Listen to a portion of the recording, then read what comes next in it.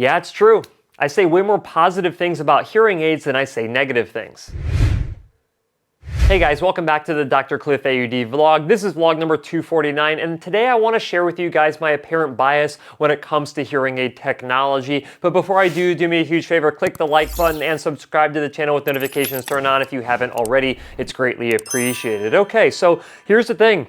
I love hearing aids. I'm not afraid to admit it. I've seen what they can do for individuals with hearing loss, and the way that I originally came into the hearing aid industry and seeing the technologies we were working with 12 years ago from this point to what we're working with today, it is very hard not to be super biased in terms of being in favor of what hearing aid manufacturers are doing with technology. But let me go back here and kind of explain why I'm even talking about this particular subject, about my bias in favor of hearing aid technologies. So there's a couple of YouTube subscribers who've been following me for years, and one of them actually reached out this past week with a comment on my channel, and I think it was maybe even on LinkedIn with one of my video posts, saying that I am starting to lose credibility because I say a lot of positive things about hearing aids, but not a whole lot of negative things about hearing aids. And so I wanted to break this down for you guys a little bit. So back when I first started creating video content on my channel, I was just trying to get information out to you guys about hearing aids in general.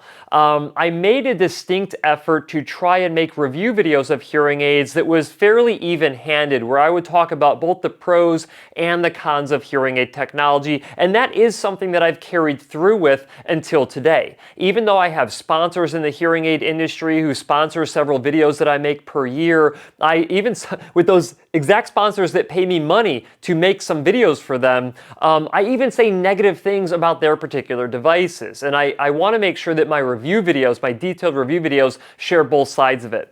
But it's very hard to identify significant negatives when it comes to hearing aid technology, given my experience with hearing aids. I mean, you have to remember, over a decade ago, the technology that we were working with them seems like child's play compared to the technology that we're working with today. So it's all a matter of perspective. If you're someone who came into the hearing aid industry literally right now and you have no prior understanding of old technologies, you would think that, hey, these aren't perfect. There are things that I wish that these can do and they can't do. So my perspective is somewhat skewed in comparing what I see today with stuff that I saw from 10 to 12 years ago. And so I'm somewhat anchored in this perspective that the technology that we're working with nowadays is so astronomically better than what we were working with previously that even things that I find negative about today's hearing aids are still a massive positive compared to devices that we were working with 5 to 6 generations ago. The other thing that I've shared with other people inside of the profession is that I have to be very careful about how negative I get about certain hearing aid technologies. So for instance, you guys probably know that I'm not a huge fan of the ASHA Bluetooth protocol. It essentially was a protocol that was created by Google to allow made for iPhone hearing aids to communicate with Android devices as well, since Google makes the Google Pixel and that's an Android phone. But the performance of the ASHA Bluetooth protocol is not as good as Bluetooth Classic, and it's not as good as the made for iPhone Bluetooth Low Energy protocol, and it's definitely not better than the LE audio protocol. The problem is if I focus too much on the negative of the ASHA Bluetooth protocol, that could potentially prevent people from choosing to treat their hearing loss with hearing aids because there's a certain feature that is not a really high quality feature in my opinion. This is something that is extremely dangerous inside of this world of reviewing hearing aids. If I focus too much on all the negatives, which trust me, would get me 10 times as many views as these positive videos would get me, people would start to skew their perception that hearing aids don't work, or that hearing aids are not very good, or that they shouldn't be treating their hearing aids, or that a hearing aid, even though it's a little bit larger, is something that I don't want to wear because I'm nervous about the stigma that's associated with that. If I start talking about all these negative aspects of hearing treatment, people will not want to treat their hearing loss. Now, I also have to even this out with being even-handed, meaning I have to share both the pros and the cons, otherwise credibility goes away completely, but I can't overly share the cons, and I definitely can't overly share the pros because that is where my credibility gets called into question. And apparently for some of you, my credibility is being called into question. Otherwise, I wouldn't receive comments saying, Cliff, you always talk about the positives of hearing aids, but you never talk about the negatives. Now, to that, I would say, yes, there is definitely a skewed percentage of time that I'm talking about pros and cons. But I will say this, I have actually made videos where I'm talking about the worst hearing aid features ever created for hearing aids, and I just got done recording my worst hearing aids of 2025 video.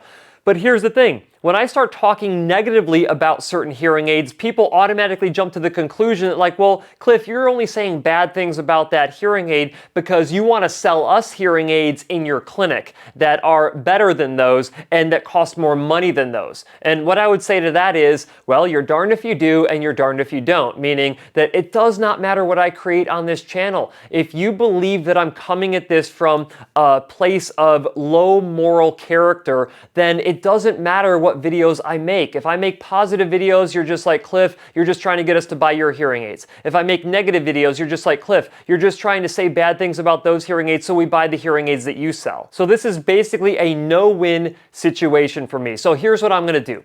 I'm going to continue to create videos the same way that I've created them for the past 7.5 years at this point. And if you think that I'm overly biased one way or the other, then you have the option not to follow me anymore. There are other content creators out there in the hearing aid space that make fantastic videos. In fact, I watch them periodically from time to time to see what other people are thinking about these particular hearing aids, especially if I hate a certain feature, I want to see what other people think about it. And if I love a certain feature, I want to see what other people think about it from the professional standpoint. And there are times when other providers, in my opinion, have a better opinion than I do. So if I feel like that's the case, then you can probably fill your bucket with these other providers that are out there sharing maybe contrary information to what I'm sharing with you. But I will say this. The majority of the other videos that I watch from other content creators who I, know to some degree, but I don't know them deeply, and we don't discuss content together at all, but they have a very similar perspective on this hearing aid technology that I have. So what I think you should do is watch some of my videos and watch some of these other content creators' videos, and at the end of the day, you can form your own conclusion, so you can determine whether or not I'm full of crap or whether or not I'm right on point.